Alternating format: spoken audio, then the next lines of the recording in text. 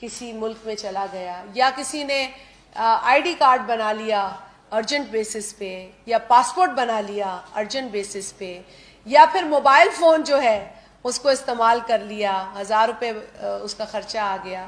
تو ایسے ایسے کیسز کو بھی جو ہے وہ نکالا گیا پروگرام سے. جو بسم اللہ الرحمن الرحیم. السلام علیکم ویورز، ہم آپ کو اپنے اس یوٹیوب چینل احساس انفارمیشن پر خوش آمدید کہتے ہیں. ویورز، امید کرتا ہوں آپ سب خیریت و عافیت سے ہوں گے. ویورز، آپ نے ویڈیو کے سٹارٹ میں کلپ سن ہی لیے ہے. تو ویورز، اس کلپ کے جو مین پوائنٹ ہے اس سے بتانے سے پہلے ہماری آپ سے چھوٹی سی ریکویسٹ ہے کہ اگر آپ نے اپنے گھر بیٹھے ہی اس طرح کی اپڈیٹ لینی ہے تو ہمارے اس یوٹیوب چینل کو سبسکرائب کر کے بیل آئیکن پر پریس کر دیں تاکہ آنے والی ویڈیو آپ تک سب سے پہلے پہنچے.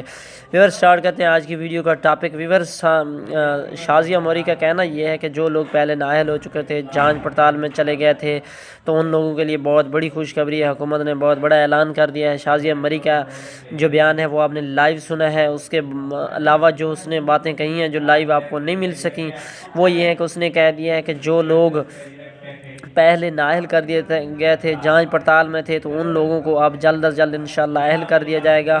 اور ان کا دعویٰ ہے کہ 8 لاکھ خواتین کو ہم انشاءاللہ اہل کریں گے.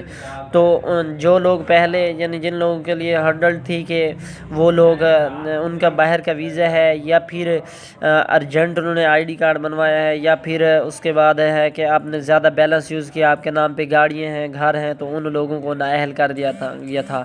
اب ان لوگوں کو انشاءاللہ جلد از جلد اہل کر دیا جائے گا. اس کے لیے آپ نے ہمارے اس یوٹیوب چینل سے جڑے رہنا ہے، سبسکرائب کر لینا ہے، بیل آئیکن پر پریس کر لینا ہے تاکہ جیسے ہی انشاءاللہ نیو اپڈیٹ آئے گی، رجسٹریشن کا مرحلہ شروع ہوگا، تو انشاءاللہ اسی پلیٹ فارم سے آپ کو دیا جائے گا.